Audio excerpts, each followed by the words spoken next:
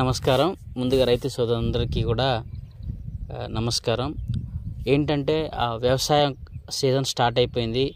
మనకి almost June కూడా ఎండింగ్కి వచ్చింది. నెక్స్ట్ జూలై రాబోతుంది.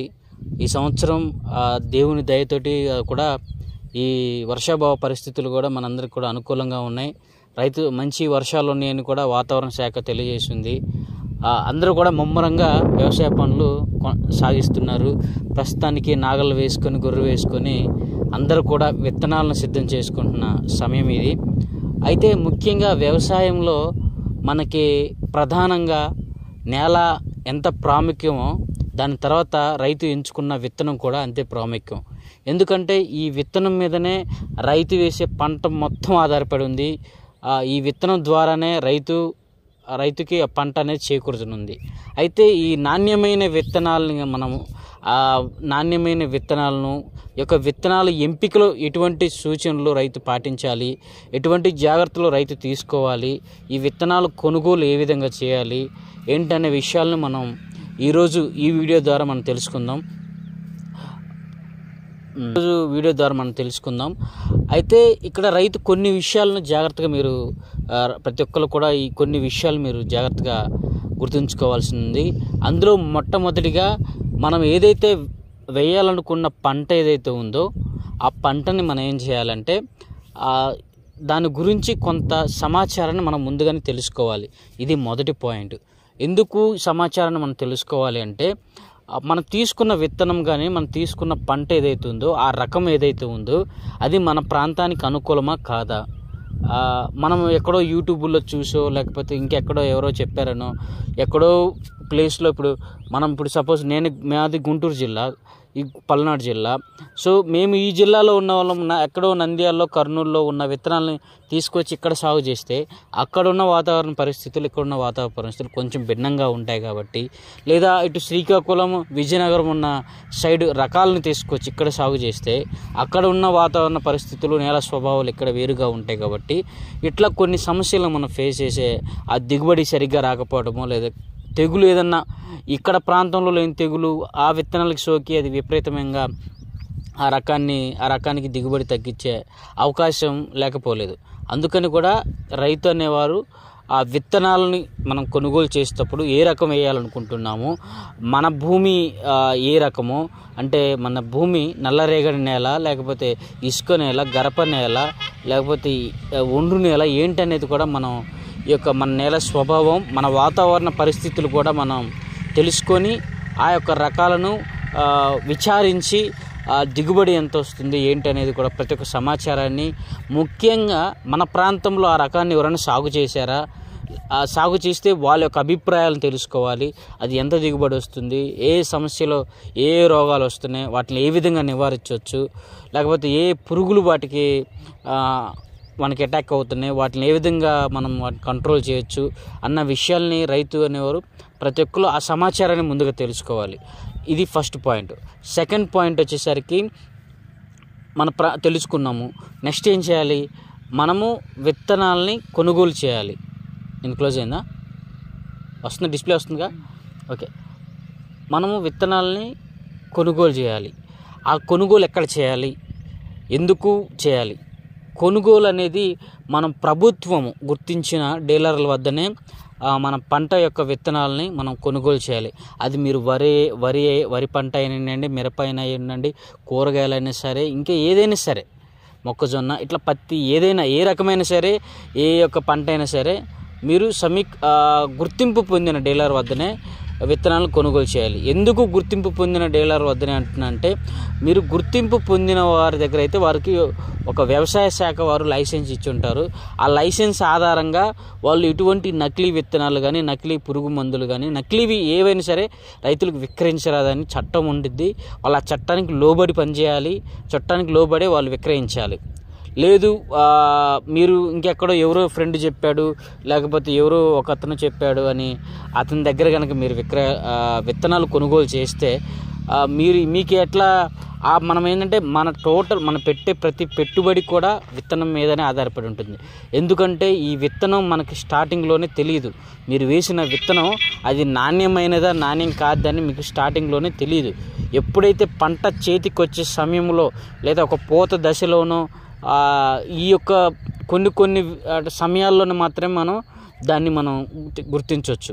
ఈ ముందు గుర్తించలేం కాబట్టి సేమ్ నకిలీ కూడా అసలు వలె డిట్టో ఉంటాయి కాబట్టి మనకి రైతులు గుర్తించలేరు, మోసపోతారు. మీరు పెట్టిన పెట్టుబడి అంతా కూడా బూడిదలో పోసిన పన్నీర్ అవుతుంది. కాబట్టి ఈ యొక్క విషయాలను మీరు గుర్తింపు పొందిన డీలర్ వద్దనే మీరు విత్తనాలని కొనుగోలు చేయాలి. ఇంకా మూడోది వచ్చేసరికి మరి మీరు కొనుగోలు చేసిన విత్తనాలు ఏవైతే ఉన్నాయో దాన్ని కంపల్సరిగా మీరు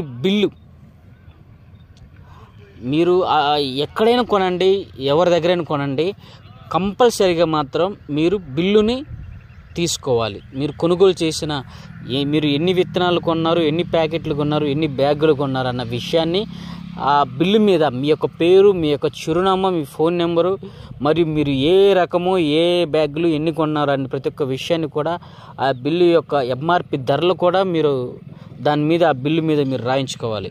కంపల్సరీగా మీరు బిల్లు మాత్రం కంపల్సరీగా తీసుకోవాలి.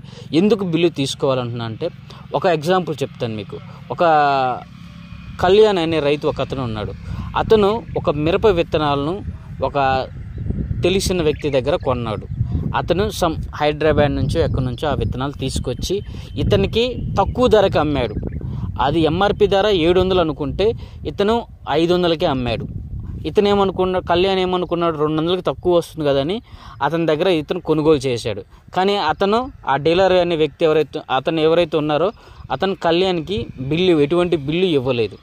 వన్స్ కళ్యాణ్ అది నర్సరీలో పోసి మొక్కలు తీసుకొని వచ్చి మొక్కల్ని పంటగా వేశాడు. పంటగా వేసినప్పుడు అవి అసలు తెలియలేదు కళ్యాణ్కి కూడా. అన్నిట్లు నార్మల్గానే ఇవి కూడా అంతే ఉన్నాయి. ఎప్పుడైతే పూత సమయానికి, పిండి సమయానికి వచ్చేసరికి అవి కాయలు పంట అనేది నాణ్యంగా లేదు. అప్పుడు కళ్యాణ్ వాపోయి ఆ సంబంధిత వ్యక్తిని కలిసినప్పుడు అతను నాకు సంబంధం లేదు అని అతను చెప్పేశాడనమాట. ఇక కళ్యాణ్ ఎవరిని సంప్రదించాలి? వ్యవసాయ అధికారుల్ని, కొంత తెలిసిన వాళ్ళని, లేదా పోలీసులను ఆశ్రయించాడా? ఇట్లా వెళ్ళి ఆశ్రయించినప్పుడు వాళ్ళు నువ్వే అతని దగ్గర కొన్నట్టు నీకు రుజువేది, నువ్వు అతని దగ్గర విక్రయించినట్టు రుజువేది, ఏదైనా బిల్లు ఉందా, నీ దగ్గర ఏదైనా ప్రూఫ్ ఉందా అని అడిగినప్పుడు కళ్యాణ్ నోరు వెళ్ళబోసాడనమాట. సో కళ్యాణ్కి ఎటువంటి ఆధారం లేదు. అక్కడ ఎవరిని అడగాలి? కళ్యాణ్కి ఎటువంటి ఆధారం లేదు. అతను కొన్నట్టు రుజువేంది? కళ్యాణ్ దగ్గర ఏదీ లేదు. అతను కూడా నాకు సంబంధం లేదని చెప్తున్నాడు. సో ఇప్పుడు కళ్యాణ్ ఏదైతే దుక్కి ఖర్చులు అవ్వండి, విత్తనాల ఖర్చులు, ఎరువుల ఖర్చులు, ఆ యొక్క ప్రతి ఒక్కటి కూడా కళ్యాణ్ నష్టపోయినట్టే. తన పడ్డ శ్రమ అంతా కూడా బూడిదలో పోసిన పన్నీర్ అయిపోయినట్టే. అందుకని అదే బిల్లు కళ్యాణ్ దగ్గర ఉన్నట్టయితే ఆ బిల్లుని తీసుకెళ్ళి వ్యవసాయ శాఖ వారికో లేకపోతే పోలీసుల వారికో దాన్ని తెలియజేసి పలానా వ్యక్తి నన్ను మోసం చేశాడు, ఇటువంటి నాణ్యత లేని విత్తనాలు నాకు విక్రయించాడని అతని మీద కంప్లైంట్ చేసి అతనికి సంబంధించిన సంబంధిత కంపెనీ వారికి కానివ్వండి, ఆ డీలర్ల ద్వారా లేదా వ్యవసాయ శాఖ ద్వారా మన నష్టపరిహారాన్ని మనం పొందవచ్చు. లేదా మన యొక్క న్యాయం మన వైపు అనేది మనం తీర్పును తీర్చుకోవచ్చు. ఇది రైతు కంపల్సరీగా గుర్తుంచుకోవాల్సిన విషయం. సంబంధిత కొనుగోలు చేసినప్పుడు సంబంధిత బిల్లును మాత్రం తప్పనిసరిగా తీసుకోవాలి. ఆ బిల్లు కూడా పంట కాలం అయిపోయేంత వరకు కూడా దాన్ని భద్రంగా దాచిపెట్టుకోవాలి. ఇంకా నెక్స్ట్ వచ్చేసరికి మరి మొలక శాతం మీరు తీసుకున్న ప్రతి ఒక్క విత్తనాలు కూడా ముందుగా మనం చేయాల్సిన పని మొలక శాతం చూడాలి. మనం తీసుకున్న ప్రతి ఒక్క బ్యాగ్లో కూడా మొలక శాతం సుమారుగా అన్ని పంటలకు సుమారుగా ఇంచుమించుగా ఒక 80% అటు ఇటుగా 80% ఇట్లా మనకి మొలక శాతం అనేది ఇస్తుంటారు. మీరు తీసుకున్న ఆ యొక్క బిల్లు మీదనే ఇంత % మొలక శాతం ఉంది, జర్మినేషన్ % అని రాసి ఉంటుంది. అవన్నీ కూడా మీరు కొంచెం చూడాలి. మొలక శాతం అప్పుడే స్టార్టింగ్లోనే మీరు ఆ నాణ్యమైన విత్తనాల కాదని మీరు గుర్తించవచ్చు. మొలక శాతం చూడడం ద్వారా నాణ్యమైన విత్తనాలను గుర్తించవచ్చు.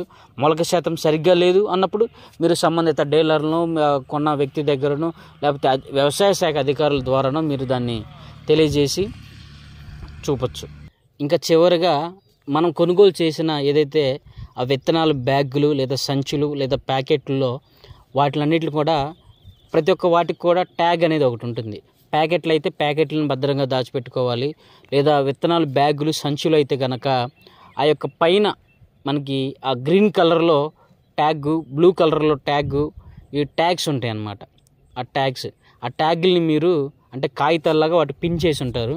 వాటిని మీరు భద్రంగా మీ పంట కాలం అయిపోయేంత వరకు కూడా ఆ ట్యాగులను మీరు భద్రపరచాల్సి ఉంటుంది. ఎందుకు ఆ ట్యాగులు మీరు భద్రపరచాలి అంటే కనుక ఇందాక మనం చెప్పుకున్నట్టు మీకు పంట కాలం అదే పూత దశలోనూ పిందె దశలోనూ మీకు అవి నకిలీ విత్తనాలని తెలిసినాయి.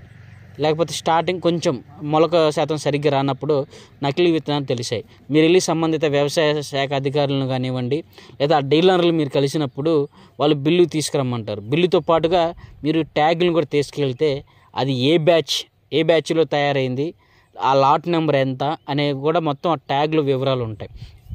దాని ద్వారా ఆ యొక్క బ్యాచ్ ఆ ట్యాగ్ మొత్తం కూడా నకిలీవని మనం గుర్తించవచ్చు.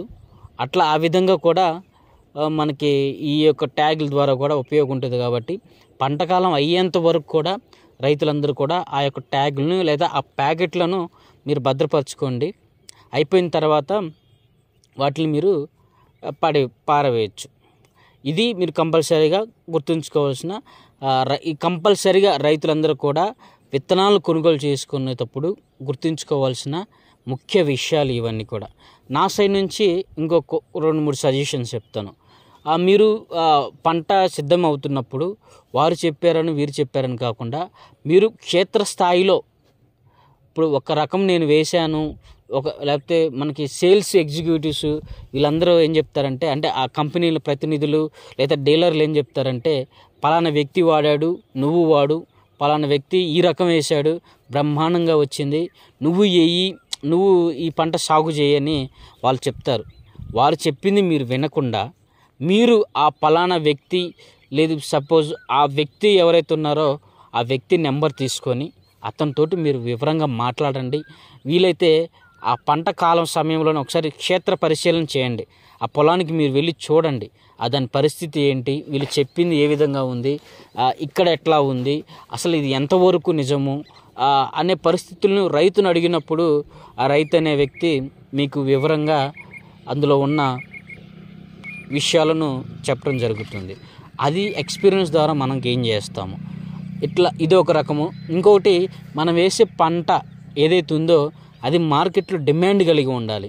అటువంటి పంటలు మనం సాగు చేయటం ద్వారా కూడా ఆ రకాన్ని మనం సాగు చేయటం ద్వారా కూడా మనకి రైతు మంచి లాభాలను చేకూర్చడం జరుగుతుంది. ఇంకా కూడా విపరీతమైన కొన్ని రకాలు మనకి పరిస్థితుల్ని సులభతరం చేస్తాయి, కొన్ని రకాలు కష్టతరం చేస్తాయి. కొన్ని రకాలు ఏ విధంగా ఉంటాయంటే విపరీతమైన పెట్టుబడులు పెట్టాల్సి ఉంటుంది. కొన్ని రకాలు తక్కువ పెట్టుబడితో ఎక్కువ లాభాలను మనం ఆర్జించవచ్చు. ఏదైనప్పటికీ కూడా రైతు అనే వ్యక్తి ఒక రైతుగా కాకుండా కొంచెం ఒక బిజినెస్ మ్యాన్ లాగా లేదా ఒక ఎంటర్‌ప్రెన్యూర్ లాగా ఆలోచించాలనేదే నా ఆలోచన. ప్రతి ఒక్క కొత్త విషయాలను కూడా ఎప్పటికప్పుడు మనం రైతు ఏ విధంగా అయితే ఈ మొబైల్ ఫోన్లో సాఫ్ట్వేర్లు అప్డేట్ అవుతున్నాయో రైతులందరూ కూడా అప్డేట్ అవ్వాలని నేను కోరుకుంటున్నాను. ప్రతి ఒక్క విషయంలో కూడా డిమాండ్ ఉన్న పంటలను పండిస్తూ అధిక దిగుబడులు సాధించి నిజంగా మనం డిమాండ్ ఉన్న పంటలను పండిస్తూనే at the same time environmental అంటే మన ప్రకృతికి ఎటువంటి హాని లేకుండా అటువంటి పంట అంటే తక్కువ పెట్టుబడితో ఎక్కువ లాభాలు ఆర్జించే పంటలు అందరూ కూడా సాగు చేయాలని నేను కోరుకుంటూ ఈ వీడియో కనుక మీకు నచ్చినట్లయితే మరి మన ఛానల్ని సబ్స్క్రైబ్ చేసుకోండి, వీడియోని లైక్ చేయండి, మన తోటి రైతులకు షేర్ చేయండి. ఈ విత్తనాలు కొనే సమయంలో మీరు అందరూ కూడా మోసపోకుండా ఈ యొక్క విషయాలను మీరు జ్ఞాపకం చేసుకొని ఈ యొక్క జాగ్రత్తలు మీరు పాటిస్తారని కోరుకుంటూ మరొక వీడియోతోటి రేపు కలుద్దాం. Until then see you, bye bye, జై హింద్, జై కిసాన్.